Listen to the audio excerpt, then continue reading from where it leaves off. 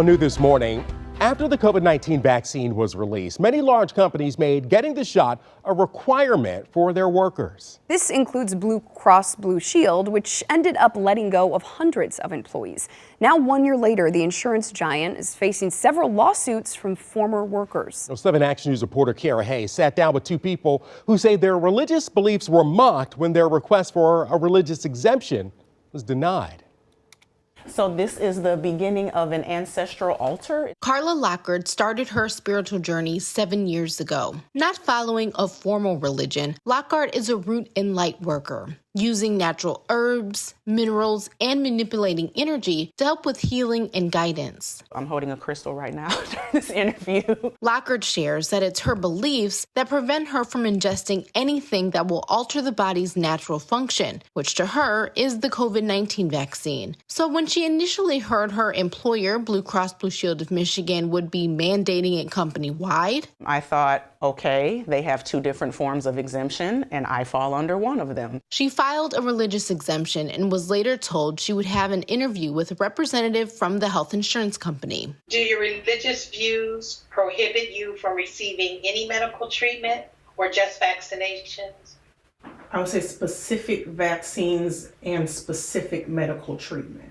3 weeks later, via email, Lockard learned her exemption request was denied, and if she did not comply with the mandate, she would lose her job. I don't have to know what exactly is wrong with something to know that God's telling me not to do it. Matt Housebean's religious exemption request was also denied. He, along with Lockard and about 250 others, were fired, and the majority are now suing. If they want to discount somebody's religious belief and question their spirituality, the law will hold you accountable. Noah Hurwitz represents 215 clients suing the insurance giant. About 50 suits have been filed so far, and he's expecting the first verdict to come this summer. Their defense is going to be vaccination prohibition was not based on a Title VII protection, was not based on a legitimate religious belief. Attorney Todd Flood does not represent Blue Cross Blue Shield, but he says he's familiar with their legal department, and he would be surprised if the entity would move forward firing so many people without objective evidence. I have a hard time believing that all of these violations took place. It's been over a year since Lockard lost her job. Still in search of work, she says savings are keeping her afloat, but that's dwindling too, and the case is far from over. Looking back